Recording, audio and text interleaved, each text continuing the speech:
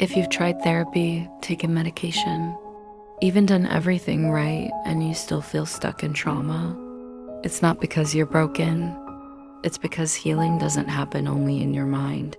It happens in your body.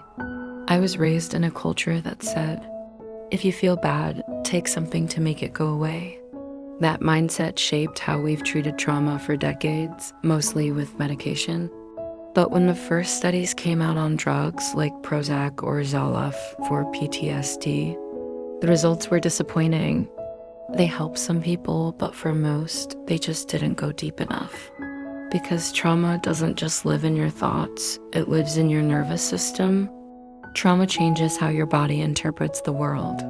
Your survival brain, not your logical brain, takes over and asks one question: am I safe? And for many trauma survivors, the answer is always no, even when nothing is actually wrong. That's why healing has to start by helping your body feel safe again. Dr. Bessel van der Kolk, author of The Body Keeps the Score, found that many unconventional treatments actually helped people far more than medication. Kim DR, a strange sounding technique using eye movements, yoga, which reconnects you to your body and breath, theater and movement, which help you feel new emotions through your body. These methods may seem weird, but they work because they bypass the rational brain and speak directly to your nervous system. We also saw powerful results with neurofeedback, which teaches your brain how to stay calm and focused. And more recently, studies with MDMA-assisted therapy have shown people accessing compassion for themselves like never before. But here's the thing.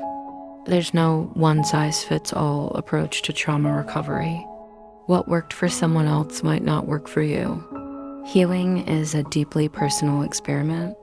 What healing feels like and what it doesn't. Healing doesn't always feel like peace at first.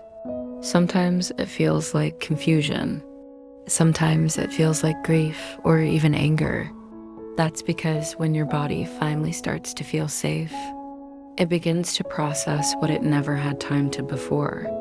Memories, emotions, sensations that were buried just to survive. So if you're starting to feel more instead of less, that doesn't mean you're getting worse. It often means your body is finally safe enough to heal. Healing isn't a straight line, it spirals. And every time you return to your breath, your body, your truth, you're making progress. How to listen to what your body has been trying to say. One of the most powerful things you can do on your healing journey is to listen, not to another podcast, not to another expert, but to your own body. Most of us were taught to ignore it, push through, numb out, distract ourselves. But your body has been speaking in symptoms this whole time. Fatigue, tightness in your chest, brain fog, the urge to isolate. These aren't random. They're messages. What if you stopped asking, what's wrong with me?